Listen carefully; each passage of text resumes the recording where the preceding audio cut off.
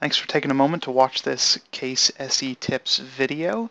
In this video, I'll be covering how to do a simple installation of an application from the K1000 series appliance to Mac OS. We're going to use Adobe Reader as an example. So the first step in order to do this is to go to Google and then Adobe's website to go ahead and download the installer. Just going to do a quick search. And we're going to grab the latest version of Adobe Reader. Now it's important that you do this from a Mac. If you do it from a Windows, when you hit proceed to download, you'll see this change and it'll change to a Windows machine because it detects that's where you're coming from. So make sure that you grab the right version.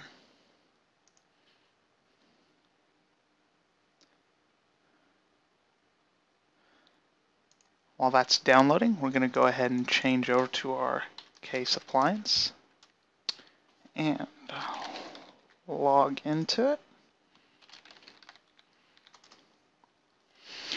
Now, the first thing when doing any software inventory is to make sure that you have the proper software record for that piece of software. And the easiest way to do it is to simply install it on one machine that's checking in an inventory and then forcing an inventory update. So we're going to do that. We'll use this machine that we have right here. So we'll go to our package.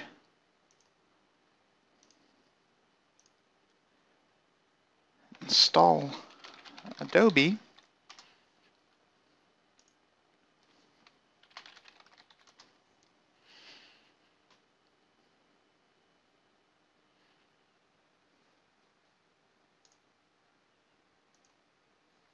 And now that that's done, go back to our Case appliance and force an inventory update.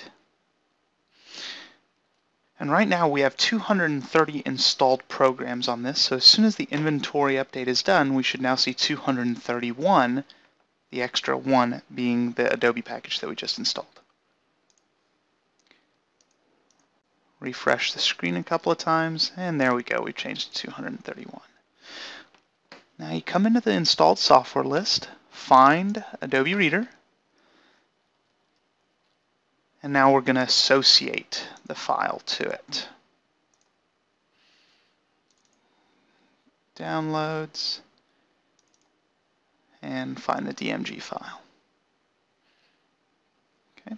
Now it's important that if you have multiple versions of Mac in your environment, you control-click to select more than one, and that'll allow this package to be installed on multiple different versions of Mac OS X.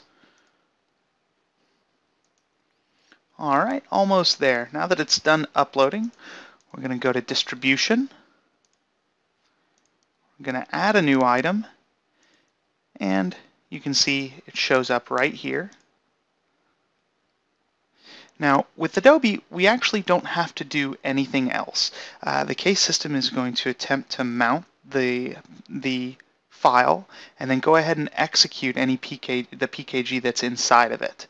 And so from here, we just need to change our managed action to execute anytime. Let's pick our Mac that we're going to test this on, and then hit save. Now, I only have the one Mac here, so what I'm going to do, just to show you how it's working, I'm going to go ahead and go into our applications, and I'm going to delete the reader that we just installed.